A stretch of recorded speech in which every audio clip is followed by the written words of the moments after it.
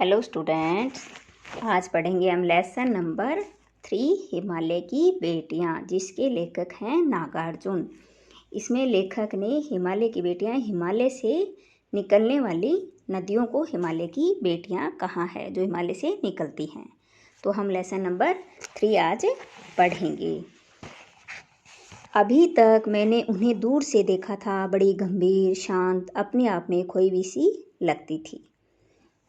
लेखक कह रहा है नदियों के बारे में कि अभी तक मैंने उन्हें दूर से ही देखा था, कि दूर से देखा था, तब मुझे वो बड़ी गंभीर, शांत और अपने आप में खोई हुई सी लगती थी। अपने आप में ही वो लीन रहती थी।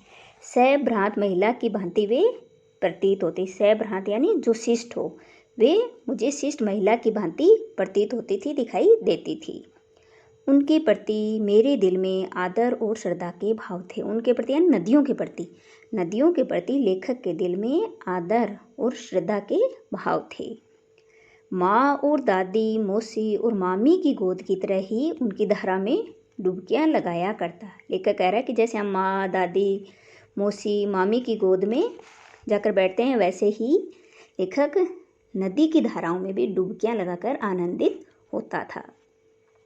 परंतु इस बार जब मैं हिमालय के कंधे पर चढ़ा, हिमालय का कंधा यानी हिमालय के ऊपर चढ़ा, तो वे कुछ और रूप में सामने थी। यानी जो नदियाँ उसको, लेखक को शांत और अपने आप में खोई हुई सी लगती थी, अब उन नदियों का कुछ और ही रूप सामने आया।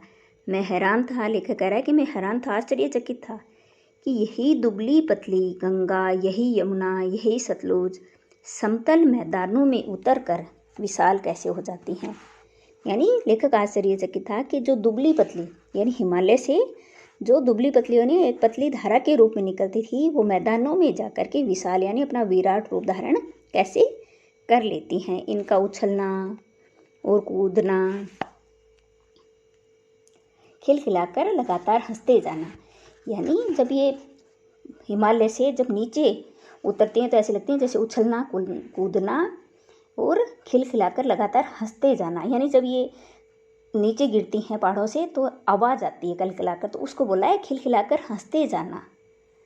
तो ये जो बाल सुलभ चेष्टाएं हैं, बाल लीला है, यानी बाल लीला जब ये निकलती हैं तब उनका बचपन मानना है। आगे बढ़ने के बाद में बड़ी मान लिया उनको कि बाल लीला, तभी कहा है कि वो छोटी माना है उनको।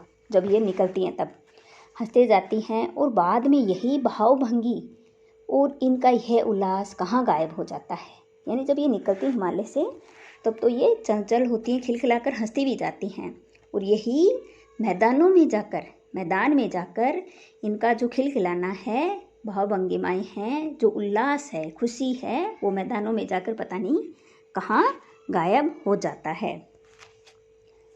किसी लड़की को जब मैं देखता हूँ, किसी कली पर जब मेरा ध्यान अटक जाता है, तब भी इतना कौतूहल और विस्मय नहीं होता जितना कि इन बेटियों की बाल लीला देखकर।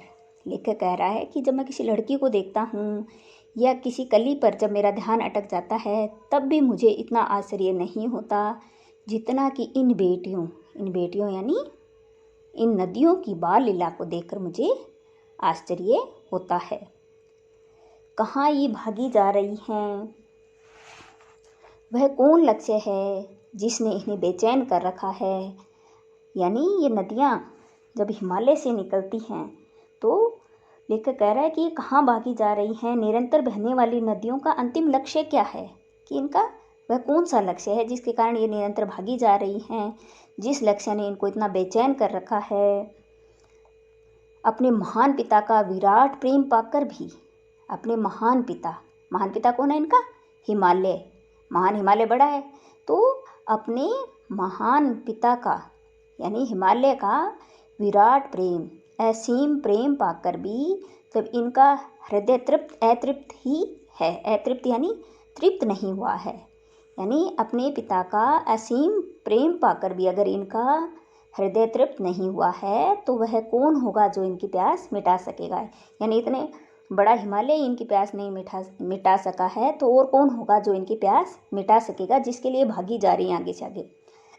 बर्फ़ जली नंगी पहाड़ियाँ, छोटे छोटे पौधों से भरी हुई घाटियाँ, बंदुर आदित्यकाएँ, सरसब्ज उपत्यकाएँ, ऐसा है इनका लीला निकेतन।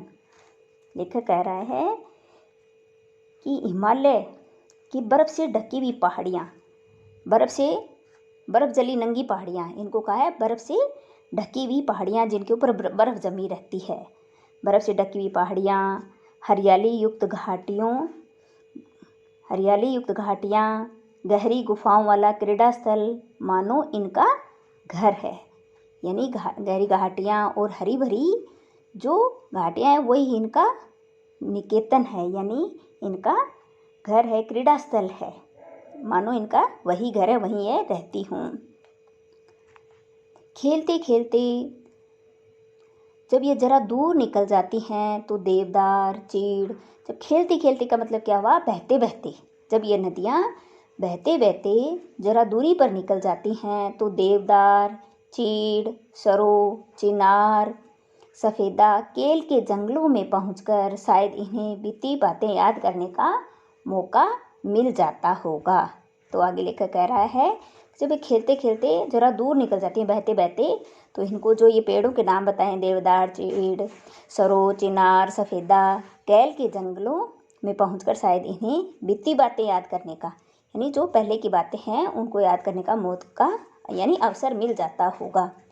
कौन जाने बूढ़ा हिमालय यानी हिमालय जो बहुत पुराना है, हिमालय का अस्तित्व बहुत पुराना है, इसलिए उसको कहा है बूढ़ा हिमालय, अपनी नटखट बेटियों के लिए कितना सिर धूमता होगा।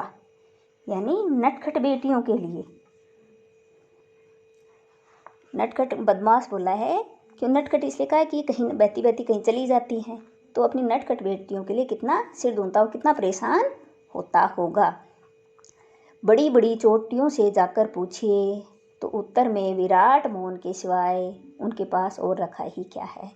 अगर इनके बारे में बड़ी बड़ी चोटियों से जाकर, बड़े बड़े पहाड़ों से जाकर पूछा जाए तो उत्तर में विराट मौन ही मिलेगा। विराट मौन यानी लंबे समय तक मौन रहना, यानी उनके विराट मौन का मतलब ये हो जाएगा कि उनके पास इसका कोई जवाब नहीं होगा, कोई उत्तर नहीं होगा अगर इन नदियों के बारे में इनसे पूछा जाए तो। आगे है सिंधु और ब्रह्मपुत्र, ये दो ऐसे नाम हैं, यानी सिंधु और ब्रह्मपुत्र दो बड़ी नद हैं, हिमनद हैं, तो जिनका नाम सुनते ही रावी, सतलुज, व्यास, चेनाब, झेलम, काबुल, कपिशा, गंगा, यमुना, सरयू, गंडक, कोसी आदि हिमालय की बेटियां हैं, वो आंखों के सामने नाचने लगती हैं। इनका नाम लेते ही सिंधु और ब्रह्मपुत्र का, इन सभी नदियां हैं, इनकी तस्वीर सामने झलक आती है तो आंखों के सामने नाचने लगती है, यानी कि इनकी तस्वीर भी सामने आ जाती है। वास्तव में सिंधु और ब्रह्मपुत्र स्वयं कुछ नहीं है, अपने आप में वो अलग से कुछ नहीं है। दयालु हिमालय के पिघले हुए दिल की एक एक बूंद, यानी दयालु हिमालय पर बर्फ़ जमी रहती है, अब जब वो पिघलती है तो एक एक बूंद न जाने कब से इकट्ठा होकर इन दो महानदों के रूप में समुद्र की ओर प्रभावित होती रही हैं। यानी जब हिमालय का जल पिघलता है तो एक एक बूंद पानी पिघलता रहेगा और इकट्ठा हो जाता है, और इन दो महानद कौन से, सिंधु और ब्रह्मपुत्र के रूप में, दो बड़े महानदों के रूप में समुद्र में जाकर मिल जाता है, समुद्र की ओर प्रभावित हो जाता है। कितना सौभाग्यशाली है वह समुद्र जिसे पर्वतराज हिमालय की इन दो बेटियों का हाथ पकड़ने का श्रेय मिला है। यानी कह रहा है कि जो कितना भाग्यशाली होगा, सौभाग्यशाली होगा वह समुद्र जिसे पर्वतराज हिमालय, यानी हिमालय है, पर्वतों में राजा हिमालय है, तो इनकी दो बेटियां कौन सी, सिंधु और ब्रह्मपुत्र का हाथ पकड़ने का श्रेय मिला। हाथ पकड़ना यानी जब वो उसमें बहकर गिर जाती हैं तो उसको बोला है कि उसको हाथ पकड़ने का श्रेय मिला है, तो वह समुद्र कितना ही सौभाग्यशाली होगा। जिन्होंने मैदानों में ही इन नदियों को देखा होगा, यानी जिन्होंने मैदान में ही इन नदियों को बहते हुए देखा होगा, उनके ख्याल में शायद ही ये बात आ सके कि बूढ़े हिमालय की गोद में बच्चियां बनकर ये कैसे खेला करती हैं। यानी जैसे उन्होंने देखा है बड़ी नदियों को विराट रूप में ही जब देखा है, मैदानों में बहते हुए देखा है, तो उनको ये बात नहीं पता है, उनके दिमाग ख्याल भी नहीं आता उनको इस बात का कि बूढ़े हिमालय की गोद में बच्चियां बनकर ये कैसे खेला करती हैं। बच्चियां बनकर यानी जब ये निकलती हैं हिमालय से तो ऊपर नीचे उछलती हुई नीचे आती हैं, तो उसको खेलना बोल रहा है कि कैसे खेला करती हैं। माँ बाप की गोद में नंग धड़ंग होकर खेलने वाली इन बालिकाओं का रूप पहाड़ी आदमियों के लिए आकर्षक भले ही न हूँ। लेखक कह रहा है कि हिमालय की गोद में ये नदियाँ बच्चियों की तरह खेलती हैं। पर्वतीय व्यक्तियों के लिए दुबली पतली नंग धड़ंग बच्चियों जैसी नदियाँ भले ही आकर्षक या मनमोहक न हों, परंतु कि उनके लिए ये नहीं आश्चर्य की बात नहीं है। जो पहाड़ी लोग हैं उनके लिए, पहाड़ी आदमियों के लिए आकर्षक का कारण नहीं है। क्यों नहीं है? क्योंकि वो तो रोज़ ही देखते हैं, उनको रोज़ देखते हैं, तो उनके लिए ये सामान्य बात हो गई है, आम बात हो गई है, तो उनको इतना आश्चर्य नहीं होता है। लेकिन मुझे तो ऐसा लुभावना प्रतीत हुआ, लुभावना यानी लुभाने वाला, आकर्षक, मोहक प्रतीत हुआ, यानी मुझे तो उनका मनोहारी आकर्षक स्वरूप देखकर ऐसा प्रतीत होता है कि वह रूप की हिमालय को ससुर और समुद्र को उसका दामाद कहने में कुछ भी झिझक नहीं होती। तो हिमालय को ससुर कैसे कहा है कि क्योंकि ऊपर दिया है ना, सिंधु और ब्रह्मपुत्र को, हिमालय की इन दो बेटियों को हाथ पकड़ने का समुद्र को सौभाग्यशाली बताया हाथ पकड़ने के कारण। तो हिमालय तो ससुर हो गया क्योंकि वो बेटियों का पिता है, और समुद्र ने उसका हाथ पकड़ा है, तो उसको हाथ पकड़ने का मतलब उनसे विवाह किया है, तो उसको दामाद कहने में जरा भी झिझक नहीं होती है, जरा भी संकोच नहीं होता है। तो लेखक फिर कह रहा है कि मानो हिमालय ससुर और समुद्र उसका दामाद हो, तो मुझे ऐसा कहने में कोई संकोच नहीं है, क्योंकि नदियों की उत्पत्ति हिमालय से हुई है, इसलिए वो पुत्री रूप में नदियाँ, और जब समुद्र में जाकर मिल जाती हैं तो लेखक को हिमालय को पिता तथा समुद्र को दामाद कहने में संकोच नहीं है, क्योंकि वो उनका पिता है और समुद्र से उनका विवाह हो गया है, तो वो दामाद बन गए हैं। आगे है, कालिदास के विरही यक्ष ने अपने मेघदूत से कहा, वेत्रवती नदी को प्रेम का प्रतिदान देते जाना। कालिदास संस्कृत के महान कवि हैं। विरही यानी जो बिछड़ा हुआ है, यक्ष हिमालय में निवास करने वाली एक जाति। विरही यानी बिछड़ा हुआ है, यक्ष हिमालय में निवास करने वाली एक जाति। मेघदूत यानी संदेशवाहक, प्रतिदान बदले में दिया गया। प्रेयसी प्रेमिका, सचेतन जीता जागता। तो आगे लेखक कह रहा है कि कालिदास के विरही यक्ष ने अपने मेघदूत से कहा, विरही यक्ष ने मेघदूत यानी जो दूत है उससे कहा कि जाते समय बदले में वेत्रवती को कहते हैं बेतवा, संस्कृत में इसको वेत्रवती और वैसे हिंदी में इसको कहते हैं बेतवा नदी को अपने प्रेम की अनुभूति कराते जाना। एक बार और देख लीजिए, महाकवि कालिदास ने कहते हैं, कालिदास के विरही यक्ष ने, विरही जो बिछुड़ा हुआ हो, विरही यक्ष ने पर्वत में रहने वाली जाति यक्ष ने अपने दूत मेघदूत आया ना, अपना दूत, उनका दूत कौन हो गया? बादल। अपने दूत बादल से कहा कि जाते समय बदले में वेत्रवती नदी को, वेत्रवती यानी बेतवा नदी को अपने प्रेम की अनुभूति कराते जाना। बादल से कहा, निश्चय ही वह तुम्हारी प्रेमिका है, तुम्हें पाकर आनंदित हो जाएगी, खुश हो जाएगी, प्रसन्न हो जाएगी। यह बात इन चंचल नदियों को देखकर मुझे अचानक याद आ गई। यानी कालिदास के प्रसंग में जब नदियों को उन्होंने समुद्र से मिलते हुए देखा, तो लेखक को कि यह बात इन चंचल नदियों को देखकर मुझे अचानक से याद आ गई, और सोचा कि शायद उस महाकवि को भी नदियों का सचेतन रूप पसंद था। सचेतन यानी इनका चलना रूप पसंद था। दरअसल जो भी कोई नदियों को पहाड़ी घाटियों और समतल आंगनों के मैदानों में जुदा जुदा शक्लों में देखेगा, वह इसी नतीजे पर पहुँचेगा। लेखक क्या करे, टेढ़ी मेढ़ी बहने वाली इन चंचल नदियों को देखकर मुझे वह बात अचानक याद आ गई कि वास्तव में ही महाकवि कालिदास को नदियों का मानवीय रूप पसंद था। मानवीय रूप, सचेतन रूप आया ना, सचेतन यानी जो चलती फिरती हूँ। मानवीय रूप पसंद था। वास्तव में नदियों को घाटियों और समतल मैदानों में जो व्यक्ति अलग अलग स्वरूप में देखेगा, वह इसी परिणाम पर पहुँचेगा, उनके बारे में यही बात सोचेगा। काका कालेलकर ने नदियों को लोक माता कहा है। काका कालेलकर ने नदियों को संसार की माता का, लोक यानी संसार की माता कहा है। किंतु माता बनने से पहले यदि हम इन्हें बेटियों के रूप में देख लें तो कोई हर्ज नहीं है। यानी हमें इनको माता बनने से पहले हमें इनको बेटियों के रूप में देखें तो कोई हर्ज नहीं होगा। और थोड़ा आगे चलिए, इन्हीं में अगर हम प्रेयसी की भावना करें तो कैसा रहेगा। यानी लेखक क्या कह रहा है, नदियों को काका कालेलकर ने लोक माता कहा है, जबकि संसार की माता के रूप में। लेकिन लेखक कह रहा है कि माता से पहले हम इन्हें बेटियों के रूप में देख लें तो कोई हर्ज नहीं होगा। और थोड़ा आगे चलिए, इन्हें प्रेयसी यानी प्रेमिका के रूप में देखें तो कैसा रहेगा। ममता का एक और भी धागा है, ममत्व का एक और भी धागा है जिसे हम इनके साथ जोड़ सकते हैं।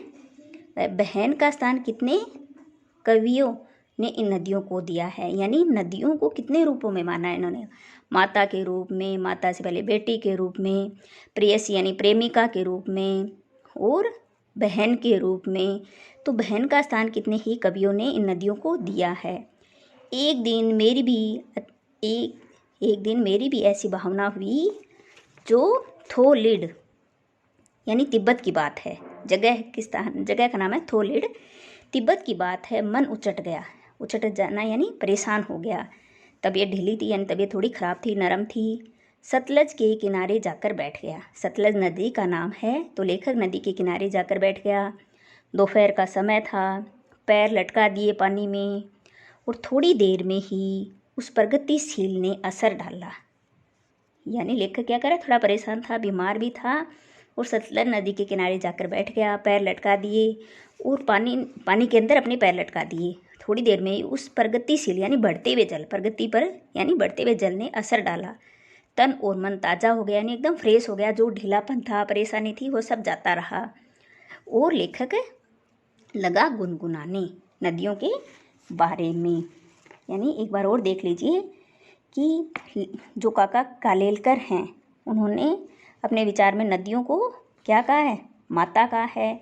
और लेखक का विचार है कि नदियों को माता बनाने से पहले इन्हें बेटियों के रूप में भी देख लें, और इतना ही नहीं तो प्रेमिका के रूप में भी देखा जा सकता है। बहन का स्थान तो अनेक कवियों ने दिया है। और एक दिन मेरा मन उचट गया, परेशान हो गया, तो मैं थोलिड यानी तिब्बत में एक सतलज नदी के किनारे जाकर बैठ गया। और लेखक ने उसमें अपने पैर डुबो दिए, पैर लटका दिए, और थोड़ी देर में लेखक को बहुत आराम मिला और उनका मन तरोताज़ा हो गया। तब लेखक एक कविता गुनगुनाने लगे नदी के ऊपर। जय हो सतलज बहन तुम्हारी। सतलज नदी के लिए लेखक कह रहा है, जय हो सतलज बहन तुम्हारी, लीला अचरज बहन तुम्हारी। यानी नदी के लिए कह रहा है कि सतलज नदी जिसके अंदर पैर डुबाने से लेखक को आराम मिला, तो कह रहा है जय हो तुम्हारी लीला अचरज बहन तुम्हारी लीला भी अचरज भरी, आश्चर्य से भरी है। हुआ मुदित मन हटा खुमारी, जाऊँ मैं तुम पर बलिहारी, मैं तुम पर बलिहारी जाता हूँ। तुमने मुझे खुमारी यानी मेरा जो मन उछटा हुआ था उसको हटा करके मुझे प्रसन्न किया, तो मैं तुम पर बलिहारी जाता हूँ। तुम बेटी है बाप हिमालय, तुम बेटी हो और बाप हिमालय है। चिंतित पर चुपचाप हिमालय, प्रकृति नटी के चित्रित पट पर अनुपम अद्भुत छाप हिमालय। जय हो सतलज बहन तुम्हारी। तो इन पंक्तियों में लेखक ने क्या कहा है, सतलज को बहन कहकर उनकी जय जयकार की है। तो आज हमारा ये लेसन पूरा हो गया है। अगले वीडियो में हम इसके क्वेश्चन आंसर करेंगे। एक बार आप फिर से इसको पढ़ लेना।